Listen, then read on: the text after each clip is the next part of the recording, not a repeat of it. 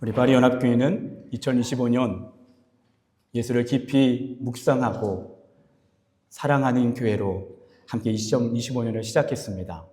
그리고 우리는 특별히 요한복음에 이어서 요한1서, 그리고 이번 주에는 요한2서와 요한3서의 말씀을 함께 묵상했습니다. 오늘 저는 여러분과 함께 요한3서 전체적인 내용을 함께 강해하는 그런 말씀을 나누도록 하겠습니다. 여러분, 우리 요한3서는 잘 아시듯이 장로, 곧 교회에 존경받는 어른인 요한이 쓴 서신서입니다. 이 편지는요, 누구를 향해 썼냐면 요한 사도의 영적 아들 가이오를 향해 쓴 편지입니다. 하나님께서는 성령을 통해 가이오에게 이 말씀, 이 성경, 이 편지를 사도 요한을 통해 쓰도록 인도하셨습니다. 그리고 오늘 이 말씀에서는요, 우리가 참 잘 알고 있는 말씀의 본문이 등장합니다.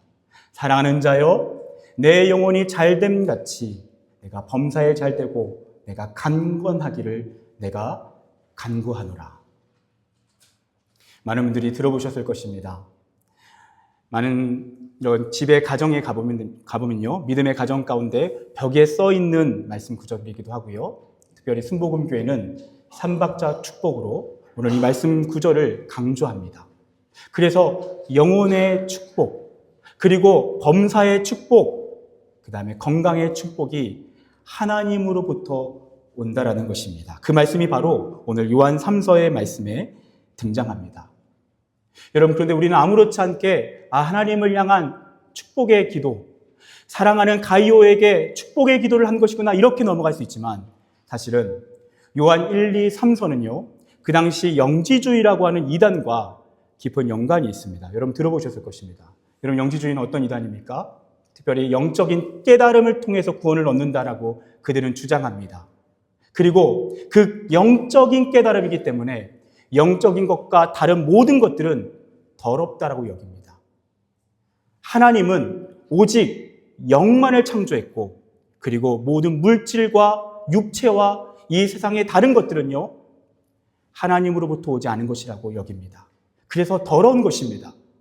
그래서 그들은요 특별히 두 가지 어긋난 방식으로 그들의 사상이 흘러갑니다. 첫 번째는 금욕주의입니다. 몸은 더러운 것이기 때문에 우리 안에 있는 욕구도 다 억눌려야 하는 것입니다.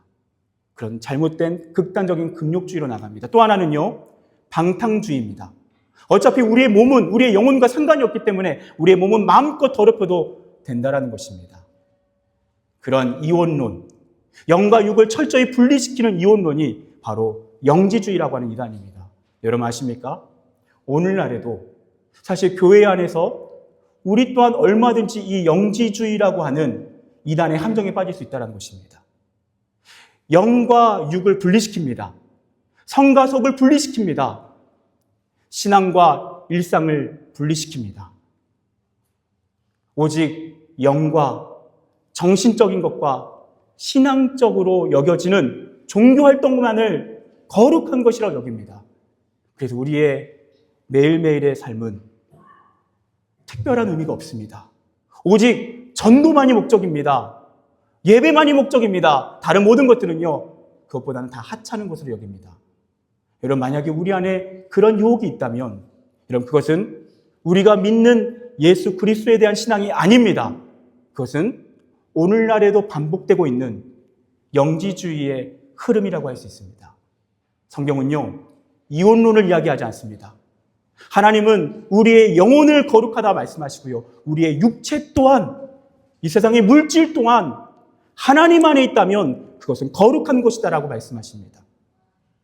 일주일에 예배드리는 이 시간뿐만 아니라 일주일 모든 요일들이 우리의 일터와 학업의 현장과 가정과 그 모든 삶의 현장이 하나님 안에 있다면 그 모든 것은 거룩하다라고 선언합니다. 그것이 우리가 믿는 하나님 안에서 살아간다는 것입니다. 그래서 요한은요 지금 무엇을 얘기합니까? 우리의 영혼이 하나님 앞에 바로 서면 그것으로 끝나는 것이 아닙니다. 모든 일들, 범사가 잘 된다는 것입니다. 그리고 심지어 하나님께서 건강의 복도 주신다는 것입니다. 시작은 하나님과의 관계입니다. 영혼이 잘 되는 것입니다. 하나님 앞에 바로 서는 것입니다. 그것이 우리의 모든 삶을 평안하게 인도합니다. 여러분 한번 생각해 보십시오. 이건 너무나도 자연스러운 것입니다. 여러분 만약에요, 우리가 기본적으로 알고 있는 상식을 생각해 보면 됩니다. 우리는 만병의 근원 하면 뭘 생각합니까? 스트레스입니다. 그렇죠? 근데 우리가 하나님 안에 거하게 되고 하나님과 바른 관계에 나아가게 되고 우리 안에 하늘의 평화가 임하면 어떻게 됩니까? 마음에 여유가 생깁니다.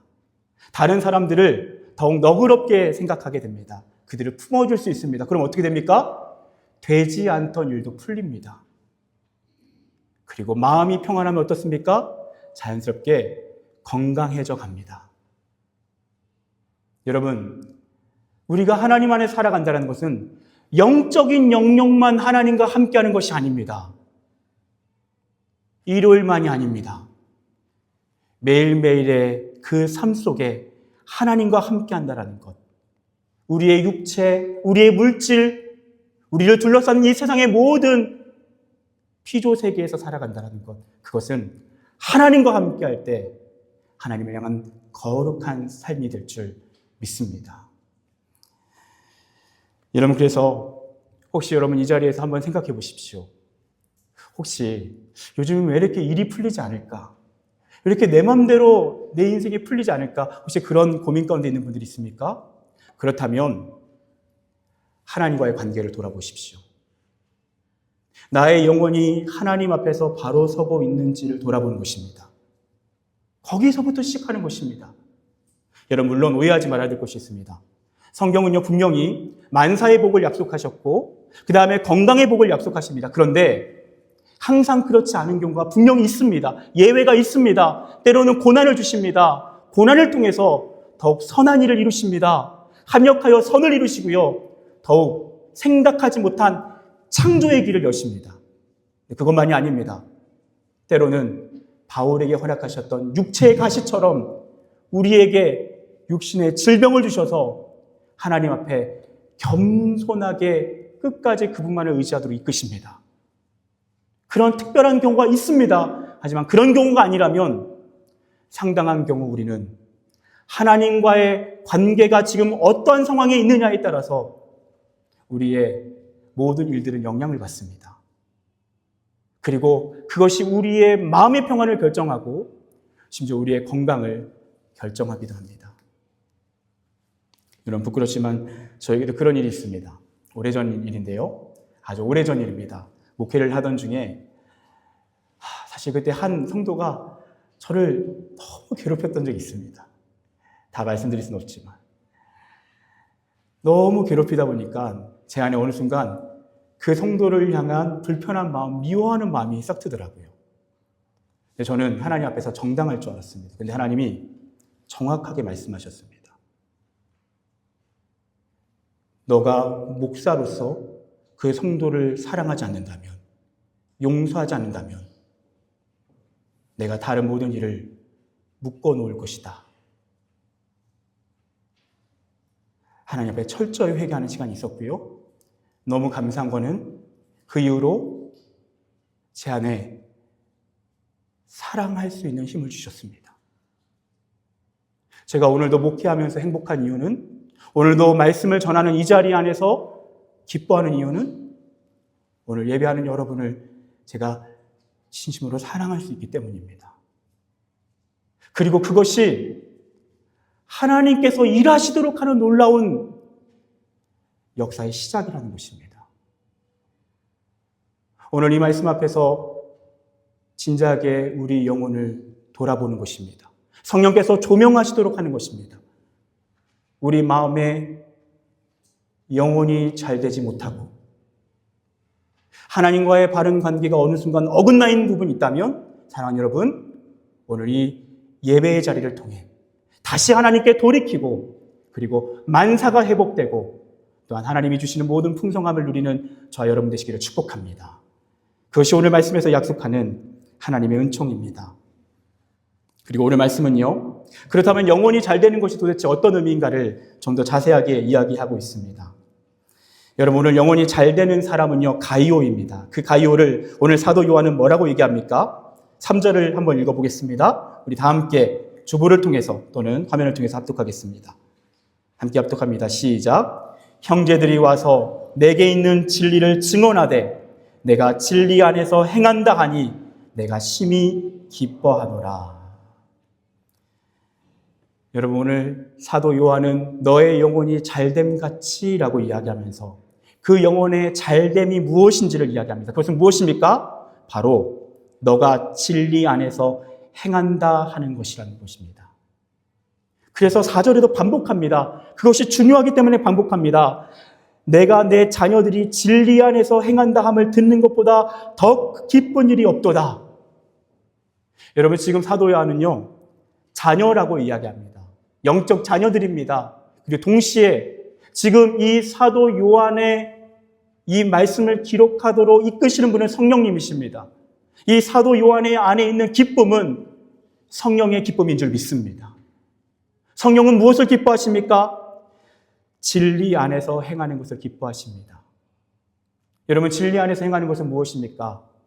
좀 추상적으로 들릴 수 있지만 조금 더 우리에게 와닿는 표현을 사용해 보겠습니다. 여기서 진리라고 하는 단어는 알레데이아라고 하는 단어입니다. 진리. 근데 이 진리가 정확히 알레데이아가 언제 쓰이냐면요, 요한복음 14장 6절에 예수님 말씀하십니다. 내가 곧 길이요 진리요 생명이니. 내가 곧 길이요 진리 알레데이아라고 주님이 말씀하십니다. 예수님은 진리이십니다. 그래서 오늘 진리 안에 행한다라는 것은 예수님 안에서 행하는 것을 말합니다. 그렇다면 행한다라는 것은 무엇입니까? 물론 모든 실천적인 것을 의미합니다. 근데 또 다른 의미가 있습니다. 이 단어는요, 원어적으로 보면 이리저리 거닐다라는 뜻입니다. 이리저리 왔다 갔다 하는 것입니다. 그래서 이것이 또한 어떤 의미를 가지냐면 일상생활을 한다라는 의미입니다. 우리가 일상생활할 때 어떻습니까? 가만히 앉아있지 않죠? 정신없이 하루 종일 분주하게 움직이기도 합니다. 바로 그런 일상생활의 모습을 담고 있습니다. 곧 영혼이 잘 되는 사람은 어떤 사람인가? 예수님 안에서 일상을 살아가는 사람입니다. 예수님 안에서 일상을 살아가는 사람, 그 사람이 바로 영혼이 잘 되는 사람입니다. 그 사람이 바로 범사가 잘 되는 사람입니다. 건강의 은총을 입는 사람입니다.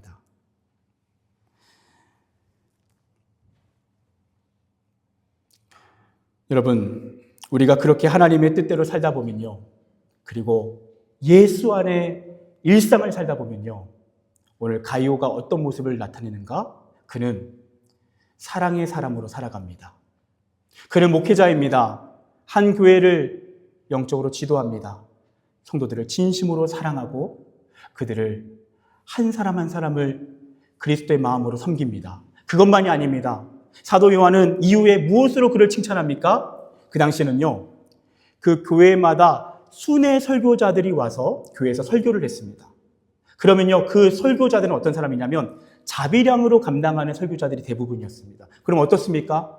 항상 물질적으로 궁핍하고요, 어려움을 겪습니다. 그래서 가이오는 사랑의 마음을 담아 그의 필요를 채워주는 것입니다. 그 순회 전도자 설교자들을 진심으로 한 사람 한 사람을 돌보고 필요를 채워주는 것입니다. 그러자 오늘 사도 요한은 그러한 그를 진심으로 축복하고 격려하고 칭찬합니다. 사랑하는 여러분, 사랑은 말과 혀로만 끝나지 않습니다. 분명히 요한일서의 행함과 진실함으로 나타납니다. 근데 여러분, 그 행함이라고 하는 것을 표현할 때 여러분, 무엇을 통해서 가장 먼저 드러날까요? 존 웨슬리가 무슨 말을 했죠? 만약에 어떤 그리스도인이 지갑이 회개하지 않았다면 그 사람은 회개한 사람이 아닙니다 라고 얘기를 했습니다. 무슨 말입니까? 우리가 누군가를 행함으로 사랑한다는 것은 우리가 가진 가장 실제적인 방법, 우리의 물질을 나누는 것입니다. 나만을 위해 살아가는 존재가 아닙니다. 우리 주변의 이웃들, 나그네들, 또는 가난과 소외와 아픔에 시달리는 그 누군가를 섬기며 살아가는 것입니다. 우리 교회의 성도들 중에서 누가 힘들다면 그 힘든 자리에 우리가 실제적으로 동참하는 것입니다. 우리 주변에 함께 살아가는, 더불어 살아가는 이웃들 중에서 어려움 가운데 있다면 그 어려움을 실제적으로 채워주고 섬겨주는 것입니다. 가이오가 그런 사람이었습니다. 바로 그런 사람이 영혼이 잘 되는 사람이고요. 그런 사람이 예수님 안에서 일상을 살아가는 사람입니다. 일상을 살아가다가 예수님이 기뻐하시는 일이다 하면 적극적으로 달려들어서 그 일을 감당하는 것입니다. 그 사랑을 실천하는 것입니다. 때로는 지갑을 열어서, 때로는 우리의 시간을 들여서, 때로는 우리의 정성을 나누면서 우리의 이웃들을 환대하고 그들을 섬기는 것입니다. 그 사람이 가이오였습니다. 릴케는 이런 말을 했습니다. 너의 일상이 초라해 보인다고 탓하지 말라. 풍요를 불러낼 만한 힘이 없는 너 자신을 탓하라. 여러분, 우리의 일상이 초라해지는 이유, 예수님 안에 있지 못할 때 초라해집니다. 우리의 삶이, 우리의 일상이 풍요로워질 수 있는 길은 그 일상에 예수님이 계시는 것입니다. 예수님 안에서 그 일상을 살아가는 것입니다. 여러분, 오늘 말씀에서는요, 이렇게 훌륭한 가이오를 이야기하지만 그와 정반대의 사람, 디오드레베라고 하는 사람을 등장시킵니다. 여러분, 이 사람은요, 그 영혼이 잘 되지 않는 사람입니다. 그 사람은 예수님 밖에서 일상을 살아가는 사람입니다. 그 사람의 특징은 무엇입니까? 9절에서 10절 제가 읽어드릴게요. 내가 두어 자를 교회에 썼으나 그들 중에 으뜸되기를 좋아하는 디오드레베가 우리를 맞아들이지 아니하니. 여러분, 디오드레베라고 하는 사람의 특징은 무엇입니까? 첫 번째는요, 으뜸되기를 좋아하는 사람입니다. 그래서 모든 사람들을 자신의 밑에 있다라고 여깁니다. 교만한 사람입니다. 그래서 내가 이 교회에서 주도권을 치겠다. 자신의 야욕을 가진 사람입니다. 여러분, 이런 사람은 어떤 사람입니까? 예수님 말씀에 정반대의 길을 가는 사람입니다. 마태복음 20장 27절에 너희 중에 누구든지 으뜸이 되고자 하는 자는 너희의 종이 되어야 하리라. 여러분, 디오드레베는 으뜸이 되고자 다른 사람들을 무시합니다. 자신의 발 아래 둡니다. 주님 뭐라고 말씀하셨습니까? 으뜸이 되기 원하는 사람은 섬겨야 한다고 말씀하십니다. 이 디오드레베는요, 예수님 안에 있는 사람이 아니라 예수님 밖에 있는 사람입니다. 또한 이 사람의 특징은 무엇입니까? 오늘 말씀에서 10절에 보니까 이렇게 얘기합니다. 그가 악한 말로 우리를 비방하고도 오히려 부족하여 형제들을 맞아들이지도 아니하고.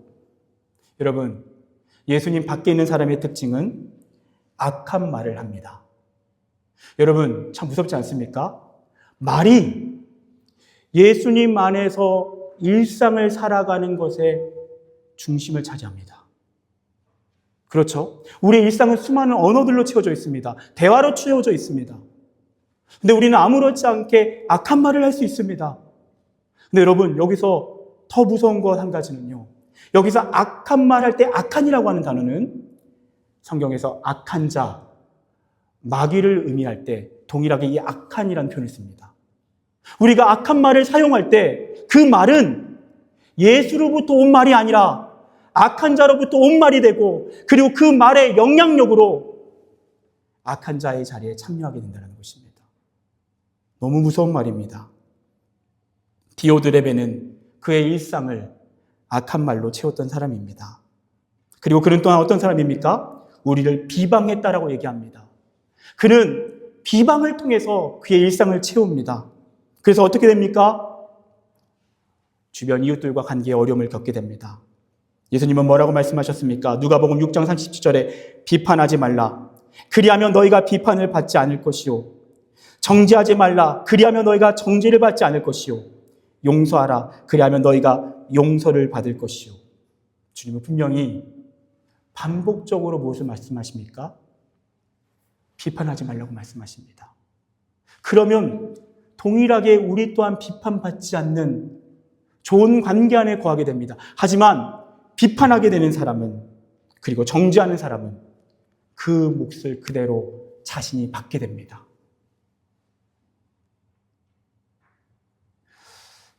여러분, 오늘 좀 분위기가 좀 무겁죠? 네. 요한성서 말씀이 참 무겁지만 우리에게 너무나도 중요한 일상을 살아가야 할 그 하나님의 은혜를 맡고 있는 것이 무엇인지를 정확히 알려줍니다. 그것은 악한 말과 비방입니다. 때로는 우리가 정당하게 비판해야 될 것이 필요합니다. 그런 걸 말하는 것이 아닙니다. 오늘 말씀은 우리의 일상이 어느 순간 악한 말과 비방의 언어들로 습관화되어 있는 그런 삶을 살아가는 경우를 의미하는 것입니다. 그런 경우는 참 안타깝게도 그 인생이 예수님 밖에서 살아가는 인생이 됩니다. 하나님이 허락하신 영혼의 복, 그리고 만복의 복을 놓치게 되는 것입니다. 사랑하는 여러분, 일상이 중요합니다. 일상이 중요합니다. 우리가 일상을 무엇으로 채우고 있느냐? 우리가 일상을 예수 안에 있느냐? 또는 예수 밖에 있느냐? 그것이 하나님이 약속하신 은총을 누리느냐, 그렇지 못하느냐를 결정합니다. 사랑하는 여러분, 저와 여러분의 일상이, 그 가정에서의 삶이, 직장에서의 삶이, 또 학교에서의 삶이 참 부끄러운 모습이 많지만, 저를 포함해서 참 많은 얼룩진 모습으로 살아가지만, 여러분, 오늘 이 말씀의 시간을 통해서 다시 저와 여러분의 일상을 예수 안에 거하도록 다시 그분께 우리의 일상을 드리는 시간 되시기를 축복합니다. 그리고 주님께 우리의 일상을 드릴 때, 예수 안에 거할 때 그분이 우리의 삶을 다시 아름답게 그분의 풍성한 은총 가운데로 이끄실 것입니다. 여러분, 선한목자교회를 담임하셨던 유기송 목사님이라는 분을 아시지요? 여러분, 이분이요, 원래는 참 평탄하게 목회를 하고 계셨습니다. 안정적인 목회를 하고 계셨는데요, 갑자기 하나님이 지금의 선한목자교회로 부르십니다. 콜링하십니다. 그래서 하나님의 전적인 인도하심을 따라서 선한목자교회라는 교회에서 담임 목회를 시작하게 되십니다. 근데 가봤더니요, 이 교회가 그야말로 그 당시에 빚더미에 앉아있고, 그리고 수많은 성도들이 다 교회를 떠나서 그야말로 교회가 해체되어 가고 있는 상황이었습니다. 교회의 빚만 500억이었다고 합니다. 500억의 이 빚만 생각하면 이 스트레스 때문에 그야말로 이렇게 일상이 힘들었다고 합니다. 근데 이분이요, 하나님 앞에 절박하게 매달리기 시작합니다. 하나님의 은혜를 구합니다. 그리고 그 자리에 하나님의 음성이 임합니다. 하나님, 어떻게 하면 좋습니까? 그 물음 앞에 하나님 이렇게 말씀하십니다. 너는 사랑하기만 하면 된다. 너는 사랑하기만 하면 된다. 그럼 이 빚은 어떻게 합니까? 그건 내가 갚을 것이다. 그럼 목회는 어떻게 합니까? 그것도 내가 할 것이다. 너는 사랑하기만 해라. 하나님을 사랑하고 너에게 맡겨진 양떼를 사랑하고 너의 이웃을 사랑하라. 그러면 내가 책임질 것이다. 많은 분들은 아실 것입니다. 이후에 선한목자교회는요, 하나님 안에서 모든 것이 회복되었고, 오늘날 하나님이 살아 역사하시는 교회로 오늘도 하나님 귀하게 사용하시는 교회입니다. 여러분, 어떤 사람은 이렇게 물을 수 있습니다. 아니, 사랑하는 것과 빚이 무슨 상관이 있습니까? 사랑하는 것과 물질이 무슨 상관이 있습니까? 아니, 순종하는 것과 교회 목회, 우리의 삶 속에서 일어날 일들이 무슨 상관이 있습니까? 그렇게 생각할 수 있습니다. 하지만 하나님은 그 모든 것이 하나님 안에 있다라고 말씀하십니다. 여러분, 우리의 영혼도 하나님의 주권 안에 있는 줄 믿습니다. 아멘. 우리의 물질도 하나님 안에 있는 줄 믿습니다. 우리의 관계도, 우리의 삶 속에 일어나는 모든 일들도 하나님의 주권 안에 있습니다. 우리가 예수님 안에서 일상을 살아갈 때, 그리고 우리의 영혼이 잘 될 때, 그분께서, 모든 만물의 주권자이신 그분께서, 만복의 근원이신 하나님께서 저와 여러분의 삶을 책임지실 것입니다. 여러분, 모든 복잡한 고민을 내려놓으십시오. 그리고 한 가지만 붙들면 됩니다. 무엇입니까? 예수님 안에 우리의 일상을 드리는 것입니다. 그리고 그 일상을 예수님의 뜻대로 사랑하며 살아가는 것입니다. 그렇게 살아갈 때 여러분의 영혼이 잘 되고 범사가 잘 되고 강건의 복을 누리시는 저와 여러분 되시기를 축복합니다. 함께 기도하겠습니다. 사랑하는 여러분, 오늘 말씀을 붙잡고 기도하겠습니다.